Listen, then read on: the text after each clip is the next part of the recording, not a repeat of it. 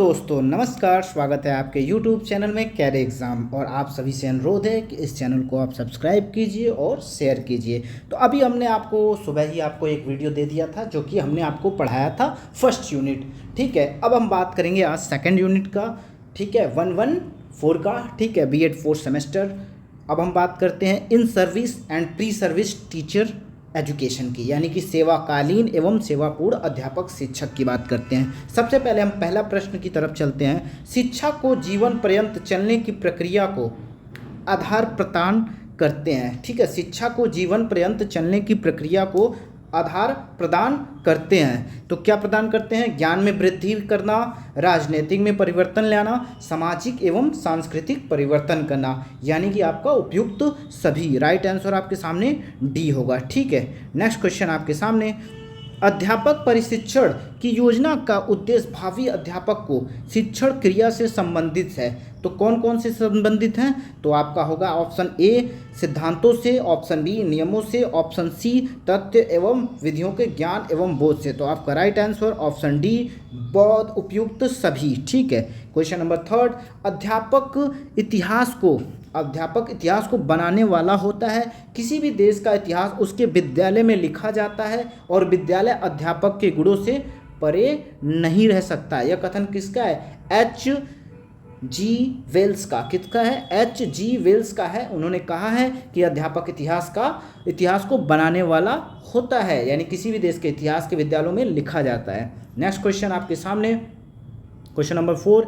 एक अध्यापक, ठीक है, एक अध्यापक सच्चे अर्थों में तब तक अध्यापन कार्य नहीं कर सकता जहां तक कि वह स्वयं अध्ययन नहीं करता हो। यानी कि कोई भी अध्यापक है वह तब तक नहीं कोई अच्छा किसी चीज़ को एक्सप्लेनेशन नहीं दे सकता जब तक उस चीज़ को पढ़ाना हो और उस चीज़ को समझाना हो। इट मीन्स यह किसका कहना है? तो आपका आंसर होगा रविंद्रनाथ टैगोर का। ठीक है, और क्वेश्चन नंबर 5।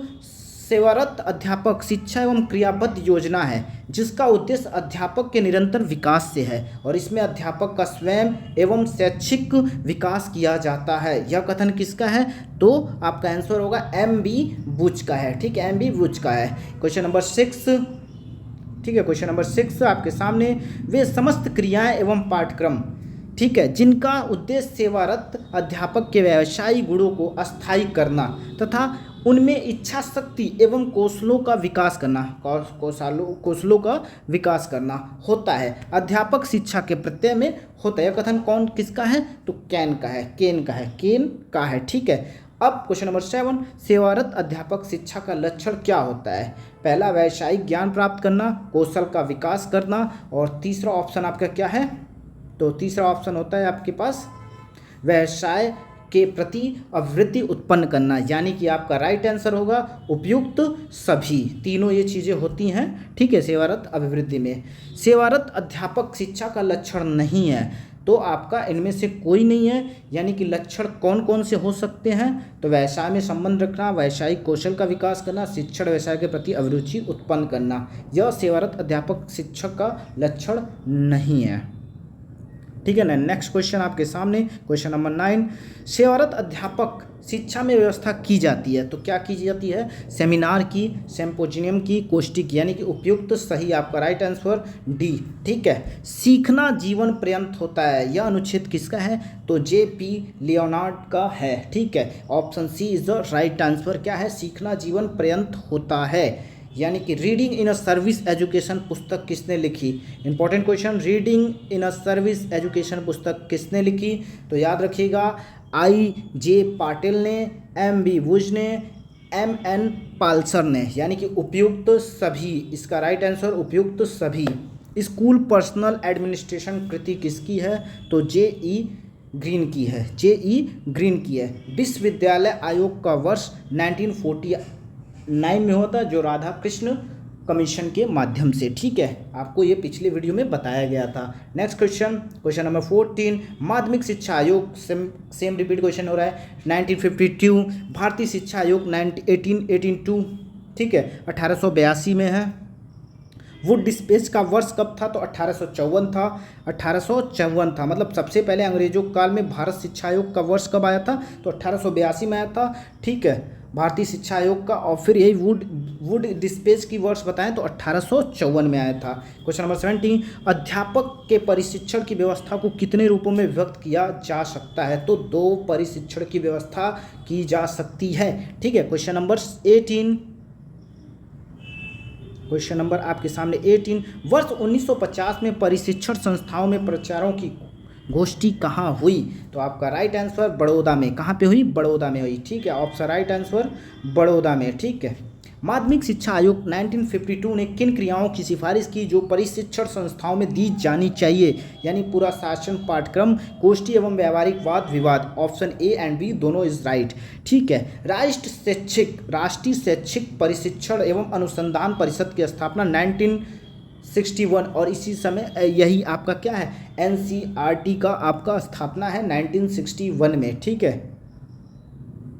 नेक्स्ट क्वेश्चन 21, सेवारत अध्यापक शिक्षा की संरचना और प्रतिमा है, यह क्या है? उपयुक्त सभी। अवकाशकालीन हो गया, अभिविन्यास पाठ्यक्रम, अंतगत पाठ्यक्रम। उपयुक्त सही, आपका राइट ऑप्शन डी। सेवारत अध्यापक शिक्षा की संरचना और प्रतिमान में शामिल नहीं है, तो क्या है? इनमें से कोई नहीं, ठीक है।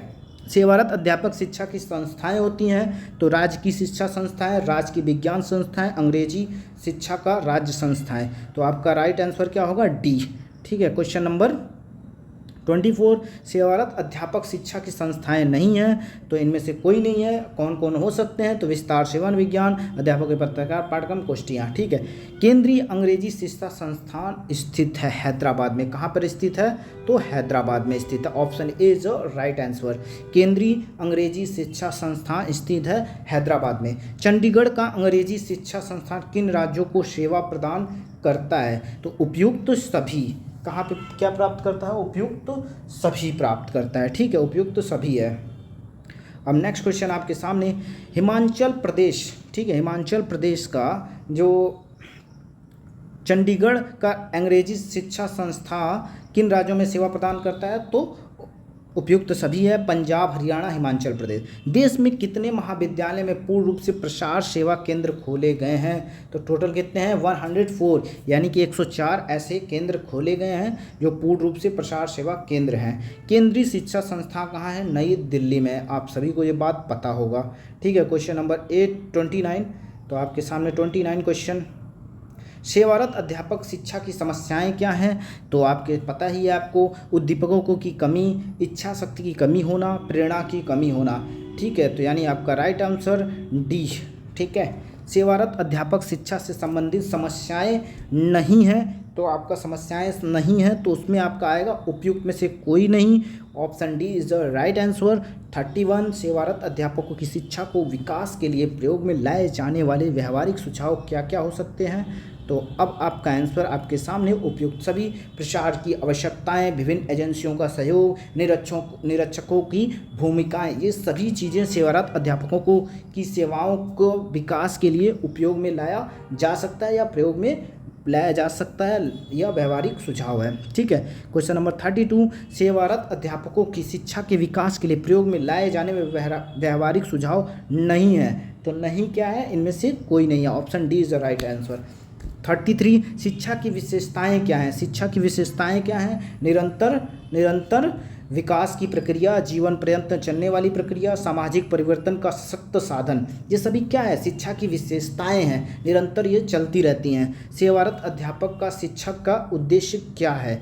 तो आप सभी को पता होगा, अध्यापक की गुणवत्ता लाना, नवीन शिक्षक प्रयत्नों का अवगत कराना, ठीक है, नवीन ज्ञान का प्रसार एवं प्रचार कराना, यानी कि उपयुक्त सही आपका राइट आंसर। सेवारत अध्यापक शिक्षा की प्रविधि है, यह किसने कहा? तो अभिविन्यास पाठ्यक्रम, परिशिक्षण समूह, कार्यशाला और सेमिनार, ये उपयुक्त सभी है। क्या ये प्रविधि है? सेवारत अध्यापक शिक्षा के अभिकरण उपयुक्त सभी, SCERT, NCERT, DIED, ठीक है, ये सभी आते हैं इन सब में, ठीक है। क्वेश्चन नंबर 37, सेवारत अध्यापक की शिक्षा हेतु सुझाव क्या है? उपयुक्त सभी। सतत अध्यापक शिक्षा की व्यवस्था से माध्यमिक शिक्षा निदेशक को उत्तरदायित्व दिया जाए, राज्य अध्यापक परिशिक्षण एवं अनुसंधान परिषद को उत्तरदायित्व दिया जाए, यानी कि उपयुक्त सभी आपका राइट आंसर, ठीक है। Question number 38, international encyclopedia of teaching and teacher education 1987 ने अध्यापक शिक्षा को कितने चरणों में बांटा है? तो आपका राइट आंसर 3 चरणों में बांटा है। क्या बांटा है? International encyclopedia of teaching and teacher education. ठीक है। पूर्व प्राथमिक शिक्षा संस्था, पूर्व प्राथमिक